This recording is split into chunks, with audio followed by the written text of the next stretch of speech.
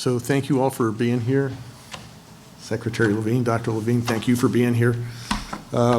This today is from both of us, a plea to our fellow Pennsylvanians. Based on modeling by epidemiologists and public health experts, we've been talking about this for some time, and we all knew that there was going to be an upsurge, or we suspected pretty heavily there was going to be an upsurge in the coronavirus in the fall. And we're starting to see that. And we're starting to see the average case counts creeping up. The colder weather and a whole bunch of factors have probably produced this, but whatever the reason, this upsurge, there's evidence that it's starting. And so the fall resurgence is here, and while we always have to take this deadly virus seriously, now is really the time to double down on our efforts to keep ourselves and the people around us safe. So this is a plea to do just that, to keep us safe. We've seen what happens when people don't wear masks. That's a problem. We've seen what happens when folks don't practice social distancing. I mean, people just get sick. That's what happens. I don't like it. It's frustrating. You don't like it, but that's what happens. So we need to stay vigilant, and we need to stay together on this. I mean, the thing I think that has helped Pennsylvania, and we've done pretty well so far, is that in the end, Pennsylvanians have by and large stuck together.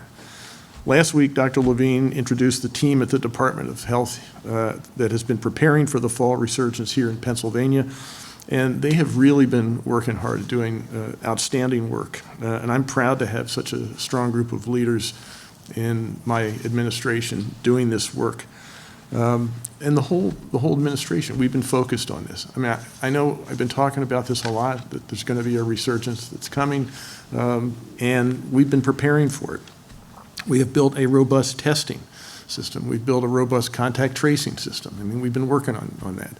If you think back to where we were, how many hundreds we could do in a day back in early March when this started, we're now averaging in the high 30s. I guess the highest point is almost 40,000 tests per day. And we have contact tracing systems that are in place, including the app that is now being used in Delaware, New Jersey, New York, and Pennsylvania. And in Pennsylvania, we have 300, as of a couple minutes ago, 323,000 users, and that keeps growing with each day. Second, we fine-tuned our monitoring and response efforts when outbreaks occur. As I keep saying, we've built up a stockpile of personal protective equipment here in Pennsylvania, and we've put in place targeted mitigation orders that keep Pennsylvanians safe while allowing us to go about our lives to the extent that we can do that. COVID is tough, no question about it, and it's frustrating. But together, Pennsylvanians are even tougher. And last 7.5 months have shown us that when we work together, we can do pretty amazing things, and we have. In the spring, in face of a disease that doctors and researchers knew almost nothing about, Pennsylvanians came together and we did a pretty good job we didn't exactly stop COVID in its tracks, but we did a pretty good job, and really proud of what we did. And over the summer, despite the fact that we still don't have a vaccine or a cure, and we had a little bit of an uptick, we were able to open up the Commonwealth actually back in May, before the summer even started, because Pennsylvanians worked together to keep the case counts low. Because we were low, because we did a good job, we could actually open up in May. And we did it in a measured way that actually kept us safe. We can do this again. And to stop the fall resurgence in its tracks, again, it comes down to all of us working together against COVID. Right now, we need to be vigilant about taking safety precautions and following the COVID guidelines. So this is just another plea. Remember, practice social distancing, wear masks, wash your hands. If you're sick, don't go to work. Each and every one of us needs to keep doing all of these things so that we know will help keep us safe, but also keep the people around us safe. And that's the best way to protect ourselves and our families. It also protects our healthcare workers. It protects our frontline workers and all the people who are most vulnerable to this disease. So Pennsylvanians, you matter. All of us matters. So do our actions. When we make good choices and follow health and safety measures, we see results. So let's keep working together to make sure this fall upsurge is as minimal as it can possibly be. Thank you. Now I'm going to turn this over to Dr. Rachel Levine. Dr. Levine. Thank you.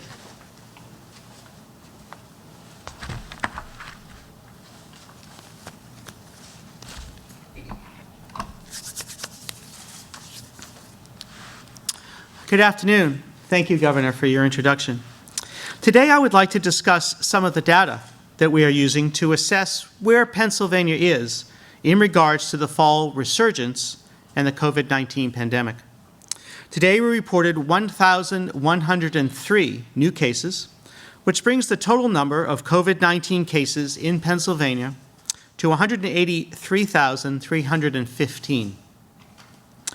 We have now seen 14 days where we have reported more than 1,000 new cases of the virus each day. Of these cases, 80% are considered recovered, meaning it has been more than 30 days past the patient's positive test or their onset of symptoms. As I have discussed previously, we know that a true recovery for many will take months as they continue to deal with chronic symptoms from the virus. Today, we are reporting 841 individuals that are hospitalized due to COVID-19. Now, this number has been steadily climbing. On September 22nd, we reported 422 individuals hospitalized for COVID-19. We expect these numbers to continue to increase, as hospitalizations normally rise a few weeks after an increase in cases, and, as we've been discussing, as the flu season starts.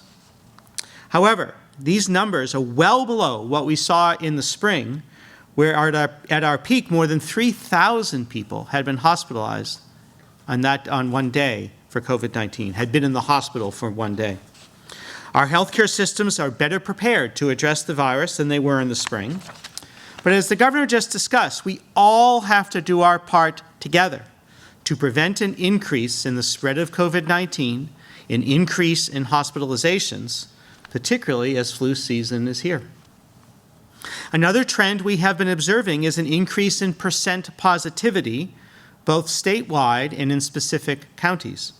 The statewide percent positivity, as reported on our early warning monitoring dashboard, is at 4.3% statewide. That's the highest it's been since August 7th. In addition, 21 counties have percent positivities of greater than 5%. Over the last 2 weeks, we have reported nearly 2,000 new cases of COVID-19 among school-age children, which are ages 5 through 18. The percent of cases we are seeing among 13 to 18-year-olds is higher than it has been since the beginning of the pandemic over September and October. In addition, we are seeing cases spread out among those 50 and younger, compared to in the spring when it was primarily 50 and older. Another data point that we are closely monitoring is the number of people who have reported going to a business or a large gathering 14 days prior to the onset of symptoms. It is essential that when the Pennsylvania Department of Health or the county municipal health departments call for these case investigations, that people provide this information to us as part of that case investigation process. We need that information to continue to improve our public health response and protect Pennsylvanians. It helps us because we know where they are at risk. For the week of October 4th through the 10th, 67% of people actually did not answer questions as to whether they frequented a business or attended a mass gathering. I can't stress enough how critical it is for them to give us that information and participate fully in the case investigation process and the contact tracing process. Those are the linchpins of our containment strategy. Of those that did respond and answered yes to having visited a business establishment, 50% had reported going to a restaurant. 14% had reported going to a bar. 13% to a gym or fitness center. 8% to a salon or a barbershop, and 26% going to some other type of business establishment. All that is on our data dashboard. And as the governor mentioned, we now have the COVID Alert PA app, and that is assisting us in the contact tracing efforts using Bluetooth technology to determine if someone has been exposed to someone who tested positive. Again, we are not tracking you through GPS. This is through Bluetooth technology. We're not tracking people. The app is a very important tool to assist in our case investigation and contact tracing processes so we can work to contact all those who might have been exposed to a case. As the governor has been emphasizing, and all of us have been talking about for weeks and weeks and months, each of us has a collective responsibility to protect our communities from COVID-19, and we must be united in this fight to stop the spread of this dangerous virus. We need to mask up, wash up, and maintain social distancing, and please download the COVID Alert PA app today. And as always, please stay calm, stay alert, and stay safe. And now I'll turn things back to Governor Wolf. Thank you, sir. Thank you. Thanks, Dr. Levine. So any questions we'd be happy to answer? Yes. Question for Dr. Levine. The incidence rate is a number that you provide showing the number of positive case rates per 100,000 people per county. And the average incidence rate has been going up. It's about 68 statewide right now. But it varies quite a bit from county to county. So Bradford County with 228 per 100,000, Center County 188, Lebanon County 156, Lackawanna, Montour, Westmoreland, all so much higher than the average.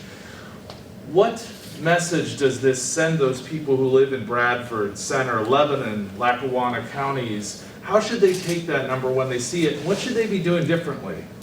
Well, really throughout the state, every part of the state has been impacted. So every region of our state. So it might be different in some different counties, but every region, North Central, Northwest, Northeast, have been impacted by COVID-19 and have increasing incidence rates, as you've been describing, and we have increasing percent positivity rates.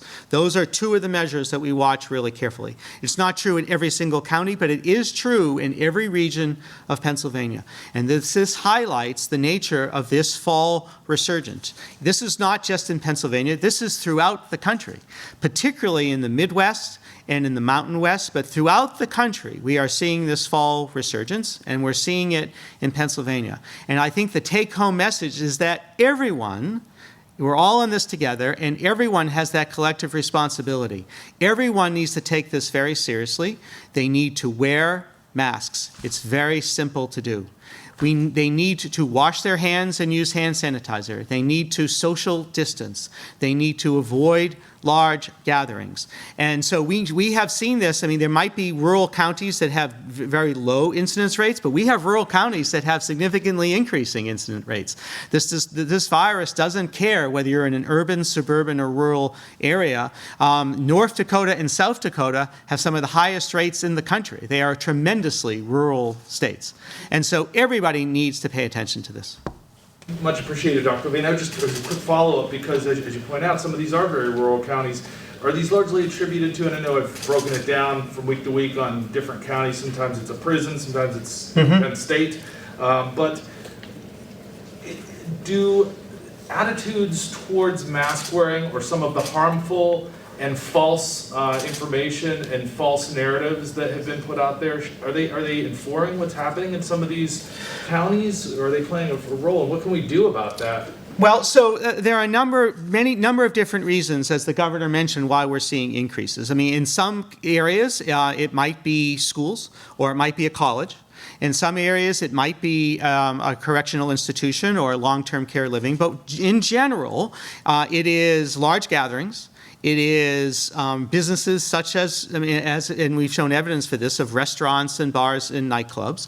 And it's also, though, relatively small social gatherings among friends and family. And that if people do not take precautions, the virus doesn't care if it's a family member or a friend. If someone is positive, maybe doesn't have any symptoms, the virus will spread. And so we need to be vigilant. We need to be vigilant during all of those different activities. Thank you. Dr. Levine, sure. you mentioned earlier, if it wasn't you, maybe it's another healthcare professional I spoke to, but you mentioned that the treatments have certainly gotten better for those recovering from COVID-19 since March and April.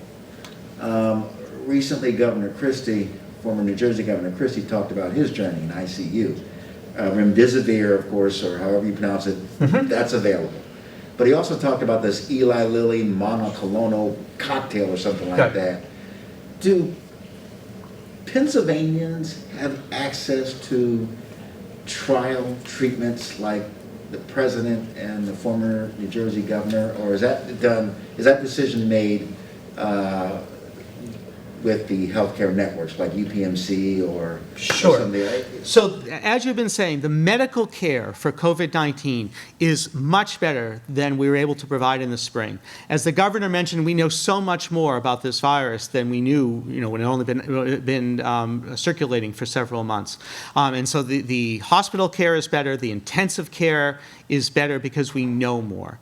There are specific treatments that have at least initial FDA approval for use. Remdesivir is one. There has been some up and down evidence about remdesivir. There was a recent article which questioned it, but overall it seems to be so far effective in terms of preventing some of the most severe complications and limiting the stay that you have in the hospital. In addition, there is a very common medicine, dexamethasone. That's a steroid used to decrease inflammation, which can cause a lot of damage. It's your body's immune response kind of overreacting, can cause a lot of lung damage, etc. Those treatments are available in any hospital that is treating patients with COVID-19.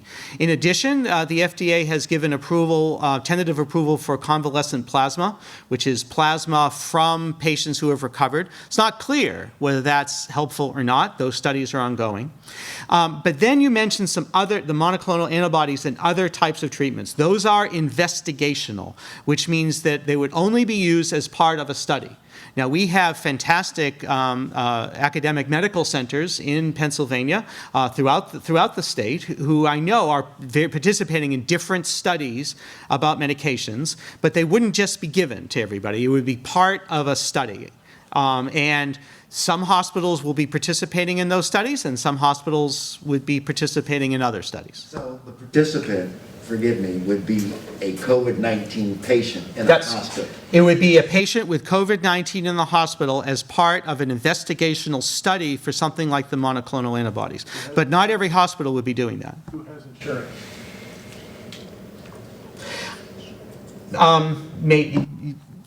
Although as part of a study, it might be given being given by the drug company, but you wouldn't. Not everybody would have access to those medications because your hospital might not be doing that study. And we don't know if that's helpful or not. I mean, it's part of usually they're double blind. I mean, we don't really know whether that treatment for a monoclonal antibody would be helpful or not from a statistical basis. Dr. Levine, I have a question for you. It's kind of twofold, so Sure. I don't know how you want to take it. Number one, we're expected to be added on to New York's travel advisory list. Have you had any discussions with surrounding states about our rising case counts and how they're going to handle this? That's my first question. One at a time. It's Yes. easier for me. We have discussions with other states all the time through the Association for State and Territorial Health Officials, an organization in which I'm president. We tend not to discuss that. I mean, basically, there are criteria for whether a state goes on a watch list. For our watch list or another watch list, and if you meet the criteria, you go on the list. So it's not like something we lobby about.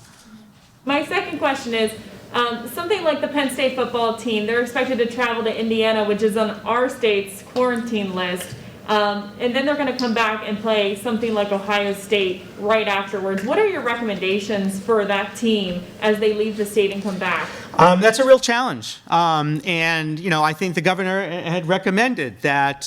We were pleased when the Big Ten initially decided that they were not going to play sports.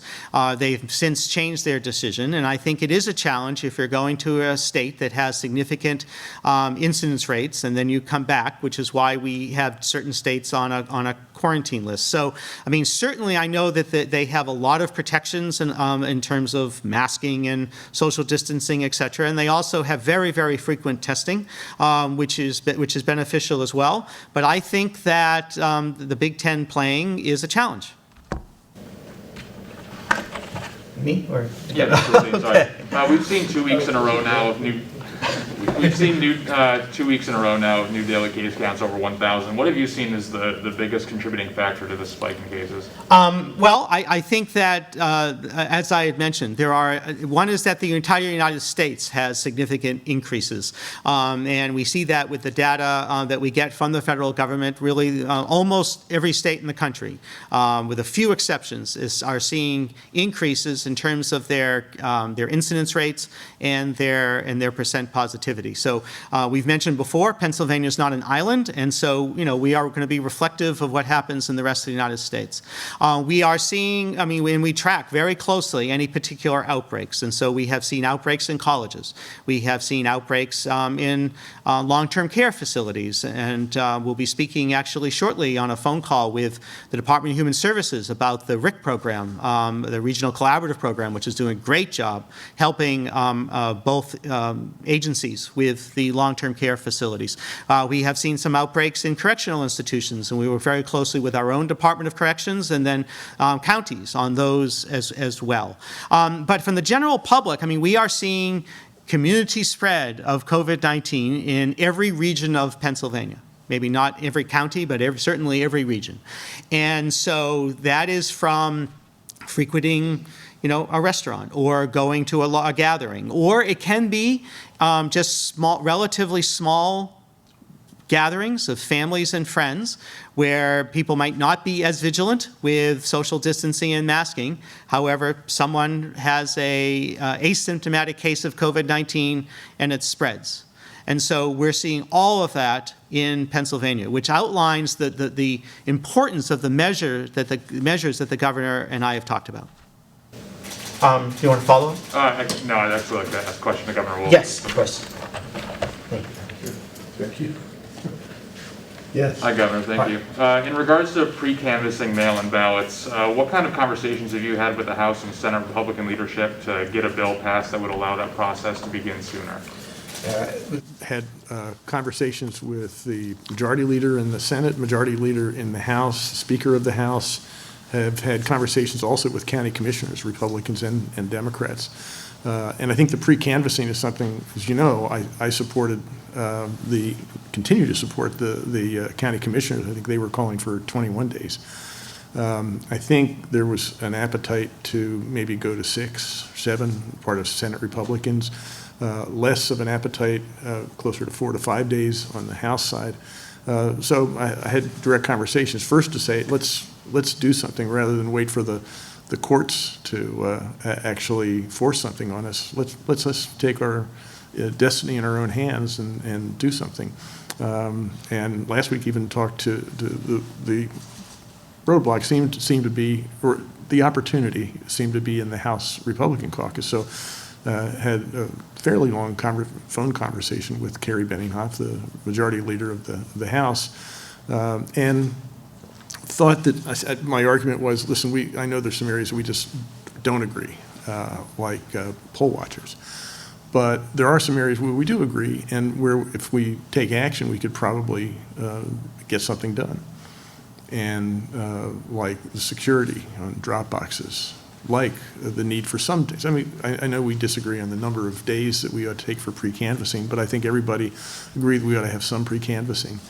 So we had some conversations. There was some conversation about the number of days to count if you have a postmark on election day before 8 p.m.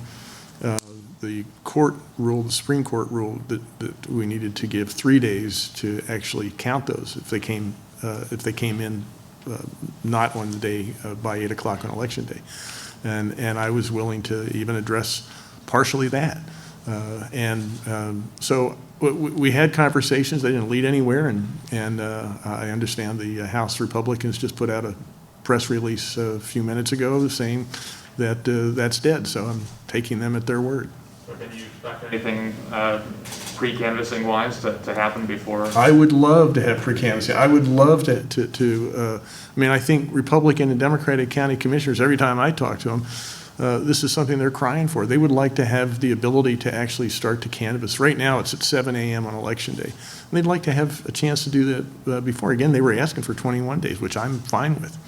but the House and Senate Republicans didn't want to give them that much and wanted to pack some other things in, which I think made access to the polls less easy, and which I'm against, and also concerned about things to do with intimidation. So I said, let's take those things off. Let's take things that we can agree on, that we at least know that we need days to pre-canvass. We might disagree as to how many, but we can at least understand and agree that we have more than we have now. Let's do something. And the House Republicans decided they didn't want to do that. Yes. Governor Wolf, a quick follow-up on that. One of my colleagues shares with me that some counties have said that it's now too late to change plans and start pre-canvassing earlier. Do you think that that's the case, or if there was the will, would we still have sufficient time to? Well, both the Senate and the House are in town this week. So if the will were there, we could do something this week. And as long as we're not doing this after 7 a.m. on Election Day, anything that we decide that would add to that would be a benefit, I think, to counties. So yeah, there is time. Yes. Governor Wolf, can you comment on the Levine County lawsuit that won against you on Friday? Yeah, we'll probably be appealing that, and I haven't really had a chance to look at the ruling, so I'm not sure what the logic was of that. But again, I think, you know, as Dr. Levine said, one of the issues in terms of the upsurge has been restaurants and bars. So I think looking at how we deal with those restaurants is an important policy tool and part of anybody trying to address the challenge of this pandemic. Governor Wolf? Yes. The other day I was driving my plan was to go to a flea market. And then as I got closer to the flea market, I decided to turn around because 95% of those folks were not wearing masks. Mm-hmm. And I asked this question to you respectfully. You ever get in your personal vehicle, maybe in disguise, and just kind of drive around and see what people are doing? Yeah. Just to kind of get a sense of what people are doing. Yeah. You talk about the importance of us working together. No, what do you see? Yeah, I see, and I think there's actually been a survey done that over 50% of Pennsylvanians are wearing masks. But that means, to your point, a lot of Pennsylvanians are not. And I think that's the kind of thing that we're trying to appeal to here. It's like seatbelts. I mean, there is a law. You're aware. There is a law that you have to wear a seatbelt in Pennsylvania, click it or ticket. But that's not what, ultimately, what drives seatbelt wearing is that individual Pennsylvanians decide, you know, I'm going to keep myself, I'm going to keep my family, I'm going to keep anybody in this car safe. So I am going to click it. And I think the same thing is true here. We need to get to the point where people internalize something like mask wearing. That actually, if everything else is going wrong, if everybody wears a mask, that's going to do a lot to keep Pennsylvania safe. Are we too far in? Is it too political? Are we just too far in to whereas more people can't come on board? I don't think so. It has been politicized, yes. But I think the truth is that wearing a mask works.